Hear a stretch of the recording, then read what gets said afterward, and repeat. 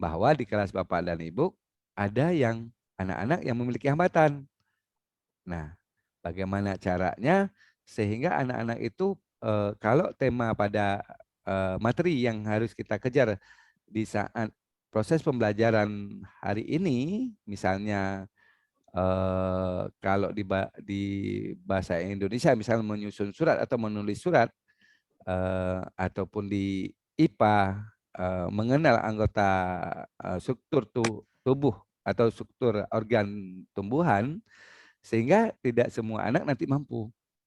Jadi minimal ada metode dan proses pembelajaran yang Bapak dan Ibu lakukan itu secara kontekstual dan banyak model-model yang lain. Di sini Bapak dan Ibu, karena kita peserta didik yang memang sangat majemuk dan beraneka ragam, sehingga dianjurkan di pendidikan inklusif itu adalah bagaimana caranya mengembangkan sikap Bhinneka Tunggal Ika yang menuju kelas yang inklusif. Jadi dengan kondisi masyarakat kita yang majemuk, kemudian dengan kondisi peserta didik kita yang pluralitas horizontal ataupun pluralitas vertikal.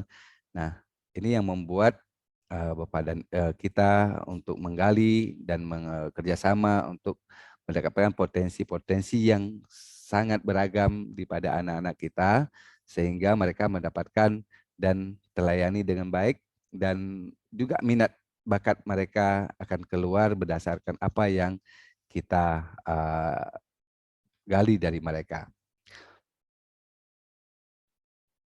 Oke, nah klasifikasi peserta didik di dalam kelas Bapak itu ada peserta didik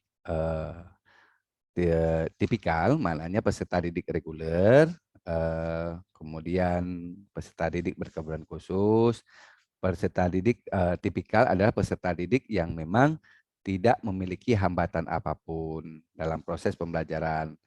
Kemudian peserta didik berkebutuhan khusus adalah peserta didik yang memang eh, memerlukan pelayanan atau memiliki hambatan-hambatan eh, yang eh, menghambat mereka untuk mendapatkan proses pembelajaran dari Bapak dan Ibu.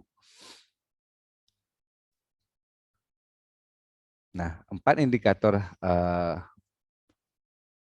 kualitas hidup Bapak dan Ibu yang harus dimiliki, yang harus kita berikan kepada peserta didik kita. Itu yang pertama sekali Bapak dan Ibu to live. Maknanya setiap peserta Bapak dan Ibu memiliki hak untuk hidup, mengembangkan potensi dirinya tanpa harus terhalangi atau dibatasi oleh kondisi-kondisi atau hambatan-hambatan yang dimiliki mereka. Walaupun mereka memiliki hambatan, mereka juga mempunyai hak hidup di lingkungan mereka.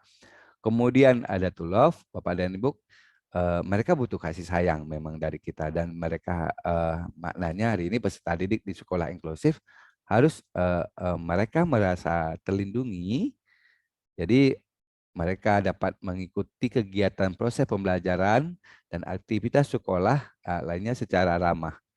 Jadi mereka nyaman berada di sekolah tersebut dan tidak dibiarkan anak-anak tersebut mendapatkan bully atau bullying dari peserta didik yang lain. Maknanya mereka harus juga mendapatkan kasih sayang sama seperti anak-anak yang lain.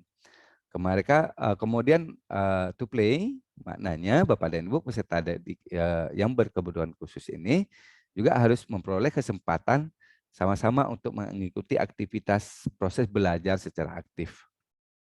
Jadi tidak ada perbedaan, dan bermain di sekolah.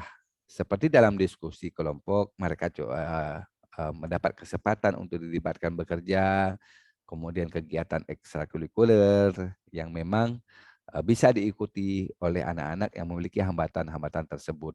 Dan ada beberapa perlombaan-perlombaan yang memang bisa diikutkan oleh mereka, berarti mereka diikutkan. Tidak dengan keterbatasan yang memiliki, jadi kita langsung memvonis mereka tidak bisa. Kemudian to work, maknanya Bapak dan Ibu peserta didik ini memperoleh hak kerjasama untuk mengembangkan dirinya dalam upaya mengembangkan potensi yang ada dalam dirinya yang menjadi individu mandiri dan memasuki dunia kerja. Jadi sehingga dalam proses untuk bekerja mereka juga mendapatkan kesempatan sama seperti anak-anak yang tidak memiliki hambatan.